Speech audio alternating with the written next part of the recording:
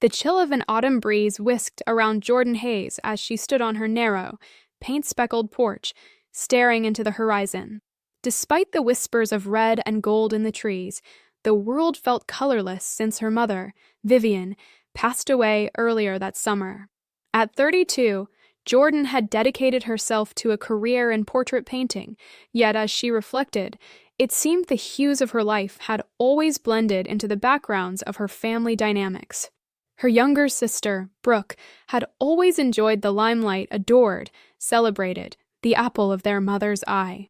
Her effortless charm and success, a thriving business owner with a picturesque family life, left Jordan contemplating the shadows in which she lingered. Brooke barely concealed her exasperation when Jordan showed up to help Vivian pack for the move to a little cottage on Brooke's expansive property. "You're such a perfectionist, Jordan," Brooke had remarked, watching her carefully wrap each fragile antique.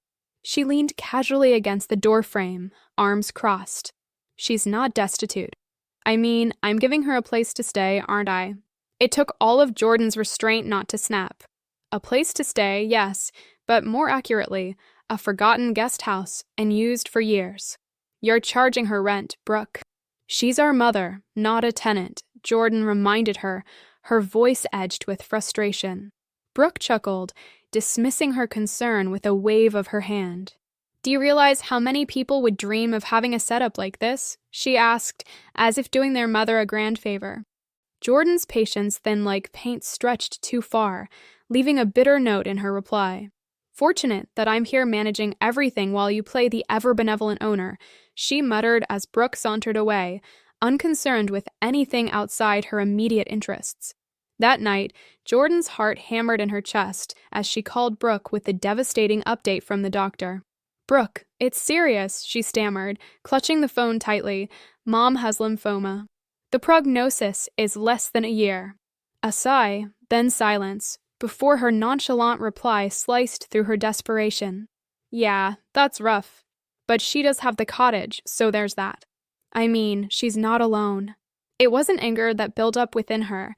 It was a churning blend of despair and disbelief. "She's dying, Brooke. How can you say that's all she needs?" Her voice quivered with unspent tears. A slight scoff colored her voice, turning colder with each word. "Am I supposed to abandon everything? She's got you for all that emotional stuff. I have responsibilities, too." Jordan took a long, shaky breath. What about simply showing compassion? Taking her to a doctor once in a while, actually being present. She sighed again, louder, dismissive. "I'm doing what I can. Let's not make this about you." With that, Jordan ended the call, knowing any further words were futile. Brooke, with her knack for twisting narratives, would never wear the mantle of responsibility.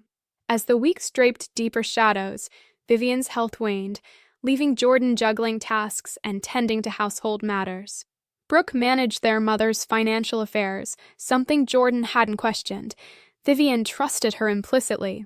But as Vivian's unease about her finances grew, she asked Jordan to visit the bank and review her statements. "Could you check on my account, sweetheart?" Vivian's voice, though weak, held the warmth of countless childhood stories. "I just want some peace of mind." "Absolutely, Mom," Jordan promised, smoothing down Vivian's silky, thinning hair. "I'll take care of it right away." Later that day, standing at the bank, Jordan's world tilted off its axis. The teller handed her a banking summary that left her cold with disbelief. Her mother's account was disturbingly low.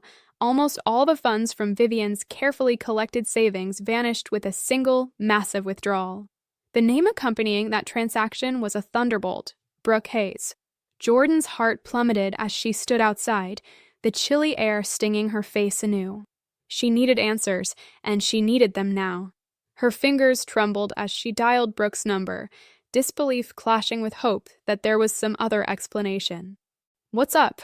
Brooke answered, nonchalant and oblivious to the emotional tempest her actions had unleashed.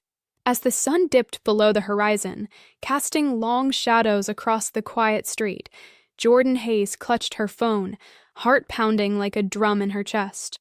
The serene dusk contrasted sharply with the storm raging within her as she confronted her sister over the phone, grappling with betrayal's bitter taste.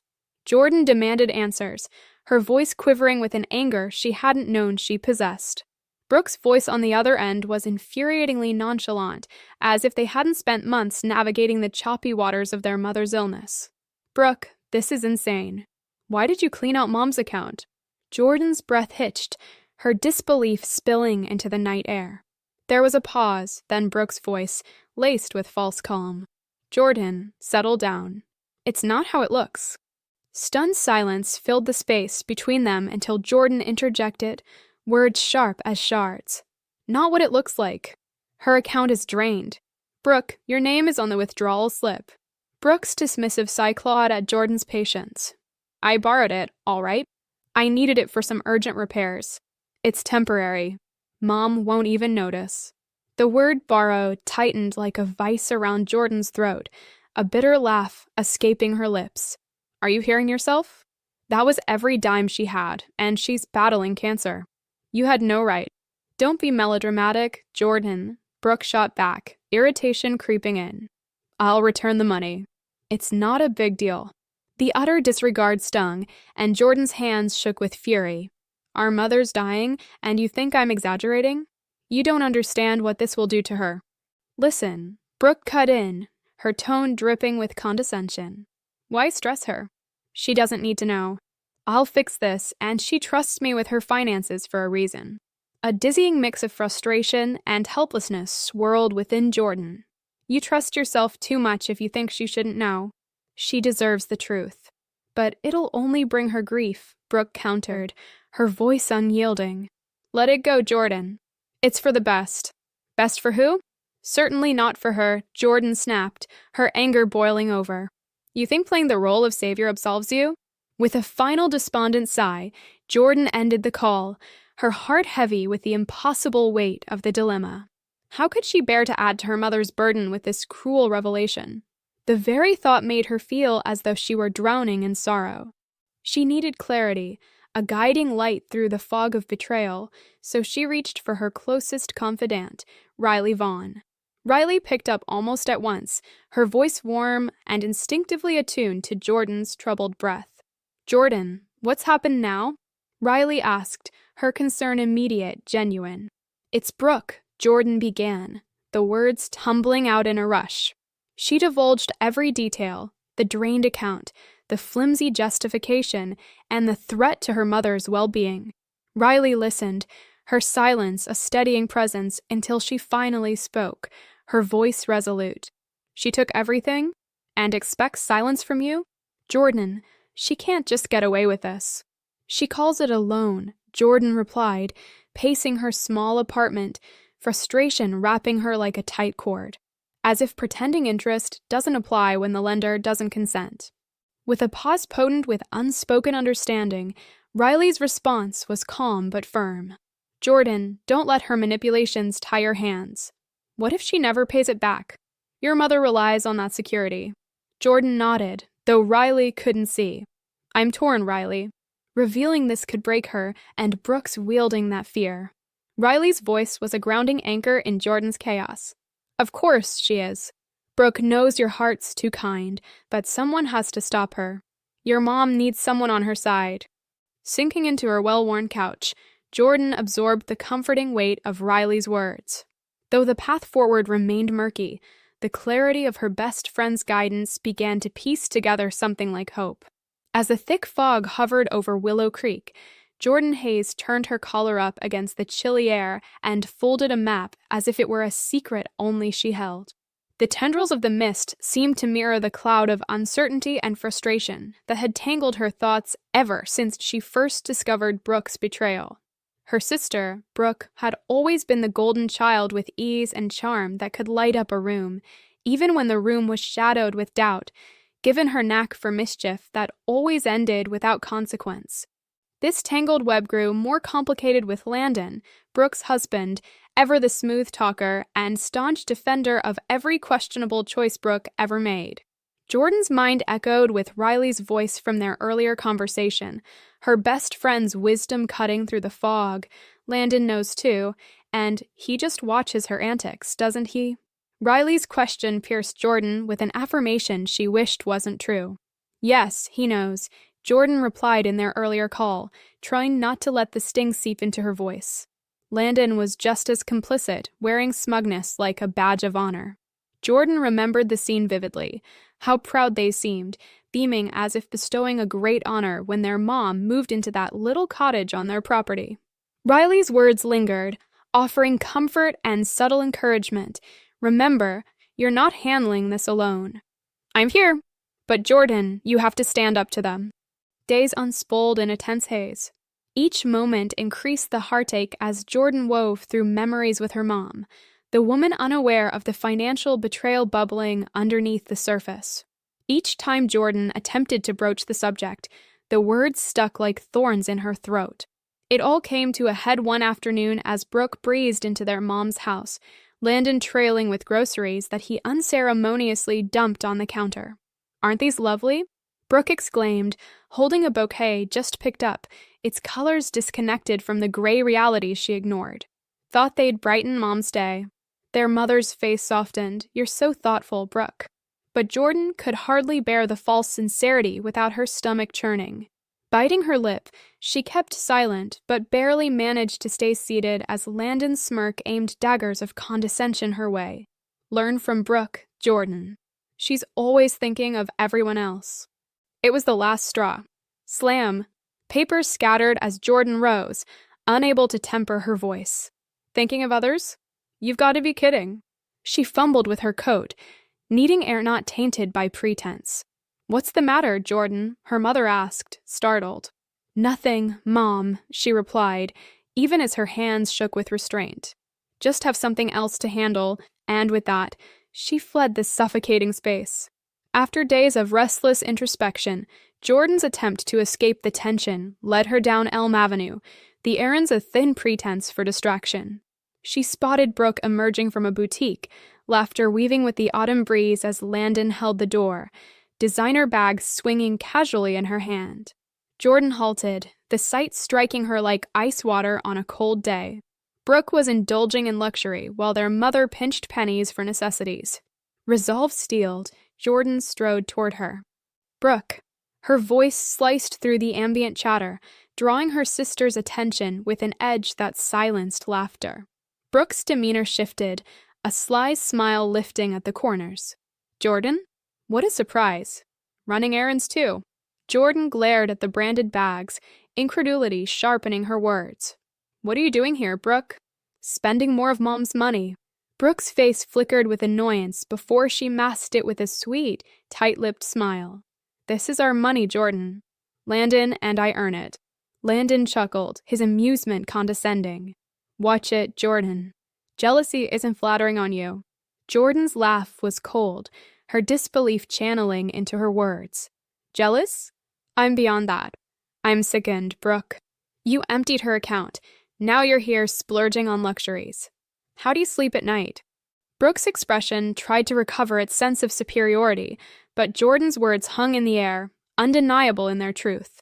The dim glow of a street lamp flickered like Jordan's resolve as she faced Brooke on the sidewalk, the night air tense with unspoken truths. Brooke, ever the master of manipulation, stepped forward, her eyes glittering with indignation. "I told you, this is a loan. Are you really willing to put Mom through unnecessary stress by revealing something that doesn't concern her?"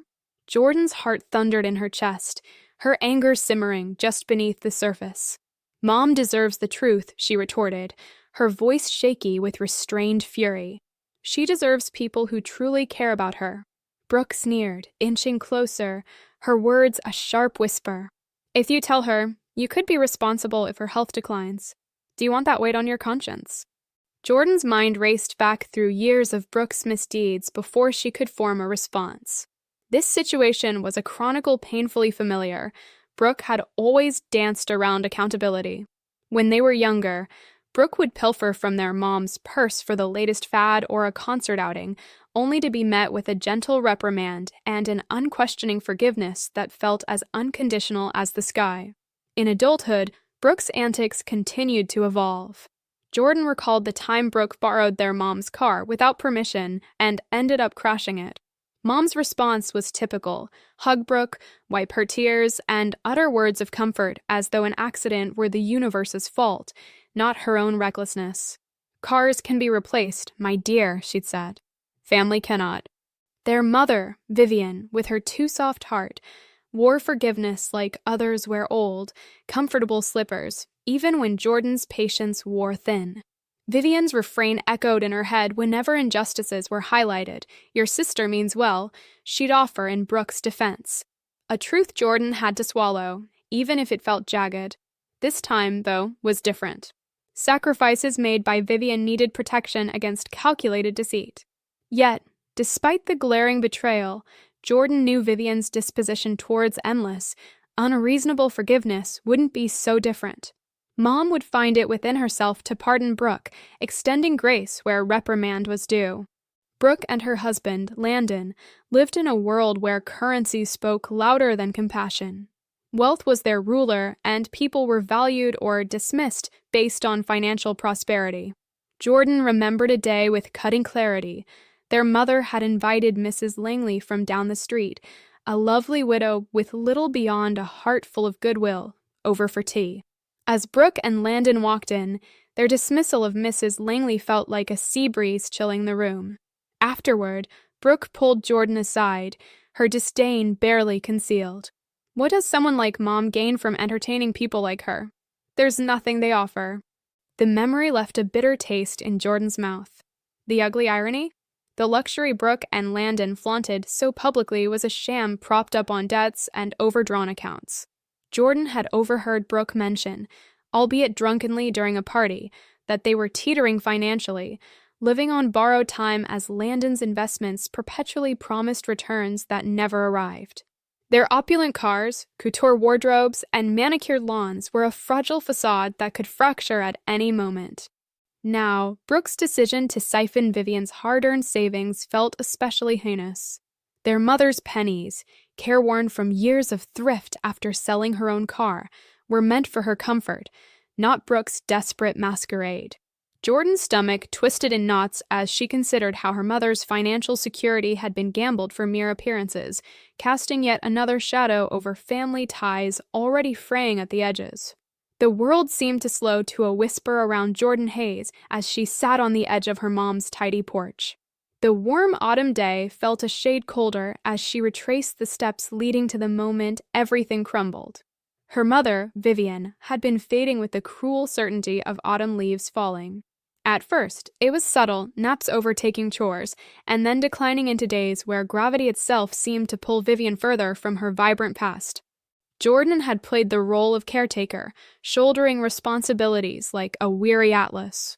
Each week brought fresh tensions with her sister, Brooke, whose bright, careless lifestyle grated against Jordan's exhaustion. "You need a break," Jordan's friend Riley advised, her voice a beacon of sanity. "You're carrying too much. Go to that art class you always talk about." Initially resistant, Jordan relented on a quiet afternoon, deciding she could trust Brooke to manage for a couple of hours. Slipping her phone into silence, she focused on the canvas and allowed herself the luxury of breathing without the weight of sorrow. Free, albeit temporarily. But calm shattered upon her return. Her phone vibrated endlessly with Brooke's missed calls, 6 in total, chilled her spine. The last voicemail was like ice against her skin. "Jordan, it's Mom." Brooke's voice crackled, desperate yet accusatory. "She's gone." Stumbling into the house, Jordan faced the sobering truth as Brooke sat, tears tracing a path down her cheeks. She stopped breathing, Brooke murmured, guilt masquerading as sorrow. "You should have been there." Jordan's world crumbled, rendered wordless by grief and guilt's sharp arrows. 2 hours, she had only wanted 2 hours for clarity, and instead, she missed saying goodbye. Brooke's voice lingered, laced with blame. "You thought art was more important than Mom?" The accusation sliced through Jordan, leaving scars she couldn't begin to heal. At Vivian's funeral, nature mirrored the mourner's moods, stark, gray, and cold. Jordan clutched a photograph of her mother, her knuckles white against the fragile edges. The church, with its aged stained glass windows, projected muted sunbeams onto the somber crowd. The organ's melancholic notes hung in the air like grief suspended in sound. Brooke and her husband, Landon, arrived fashionably late, overflowing with an air of pretentiousness that set teeth on edge. Clad in upscale mourning clothes, their arrival was theatrical, Brooke's pearls catching the light, each gleam a reminder of the financial burden her lifestyle inflicted on others. Landon's shallow smile seemed crafted for social appearances, rather than genuine mourning. Whispers thickened the air as they walked, the murmur of judgment following Jordan like a shadow. Jordan wasn't there when Vivian passed, one voice hissed, the reproach sticking dangerously close. Heard she was out painting, another joined, disdain sharp enough to cut. Jordan's heart tightened under the weight of her fists clenching too hard, forcing herself to focus on her mother's picture resting against her lap, a touchstone against the relentless judgment. The seed of doubt planted by Brooke had taken root, painting Jordan as neglectful before an audience hungry for scandal. Brooke slipped beside her in the pew, her expression a mask of contrived sympathy. "You okay?" Her words were as hollow as echoes in a cavern, their meaning lost in the cavernous grief and unresolved betrayal. As Jordan sat beneath the silent forecast of stained glass, she realized reclaiming the narrative her sister wove would require strength she wasn't sure she possessed, but she knew she had no choice but to try. The air in Cedar Grove Chapel was thick with unspoken emotions as Jordan Hayes found herself sitting stiffly in the stained pew, her mind a whirlwind since the moment she arrived. Her younger sister, Brooke, leaned in with a feigned aura of concern that only added to Jordan's agitation. "Jordan," she whispered, her voice dripping with insincerity, "it must be hard knowing you missed her last moments." Jordan refused to meet her eyes, staring ahead, determined not to grant Brooke any satisfaction. The priest's voice rose above them, filling the sacred space with words about Vivian's boundless kindness, her deep faith, and her unwavering love for her family. Tears sprang to Jordan's eyes as he spoke of Vivian's devotion to her daughters, if only everyone knew the whole truth. The eulogy took a surprising turn when the priest mentioned a letter Vivian had entrusted to him. The mood shifted, anticipation crackling through the air. Jordan's heart raced at the unexpected revelation. As the priest held up an envelope, Brooke squirmed beside her, and her husband, Landon, looked puzzled yet detached. "This is Vivian's final wish," the priest announced, delicately opening the envelope. The room fell eerily silent, each person frozen in expectation. Jordan held her breath as if the moment could shatter with even the slightest sound. "To everyone gathered here," the priest began, his voice unwavering, "thank you for joining in the celebration of my life. I leave this world filled with gratitude, but there's something I must disclose before I rest, something needing the light of day." A hush deeper than any Jordan had ever known enveloped the crowd as they collectively leaned forward. "Forgiveness," the priest continued, "does not erase the truth. In my final months, I faced a betrayal that nearly shattered me." Gasps broke the silence, reverberating through the chapel. The words hit Jordan like a storm, leaving Brooke stunned and gripping the pew's edge, while Landon's composure crumbled into discomfort. "Brooke," the letter revealed, "I entrusted you with everything, my care, my home, my finances. You exploited that trust in unforgivable ways." The room absorbed the shock as if drawing a collective breath. "You took the money meant for my care, savings from selling my car. Yet Jordan, who ensured I was never alone, I know you learned of this betrayal and shielded me from its pain. Bless you." Jordan's hands flew to her mouth as tears fell unchecked. Her mother had known. Vivian had borne the weight of this grievance quietly, choosing dignity over confrontation. The revelation pierced Jordan's heart, mingling her tears with those of relief, rage, and intense sorrow. The priest's voice continued, unwavering but weighted, every word an anchor in the silence. "Brooke, you left me with nothing. I remained quiet to protect you from shame, but truth must prevail." The congregation sat in a profound stillness broken only by the rustling of clothes in the reverberating tension. Brooke's facade shattered, the mask slipping to reveal fear. Landon fumbled beside her, his air of superiority replaced by sheer unease. Tears streamed freely down Jordan's face, driven not only by grief, but by the revelation of Vivian's enduring strength amidst Brooke's treacheries.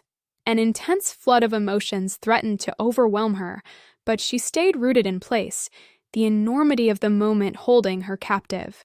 Brooke suddenly stood, her chair grating loudly against the stone floor, breaking the solemn silence with harsh discord. "This is absurd," she exclaimed, voice pitch rising. The room buzzed with a palpable tension that seemed to tighten around Jordan Hayes as her sister's voice cut through the air, laced with defiance. "She was ill, and I did everything." Brooke's tone wavered between anger and desperation, echoing sharply off the chapel walls. Whispers filled the sanctuary as disbelief painted the faces of those gathered.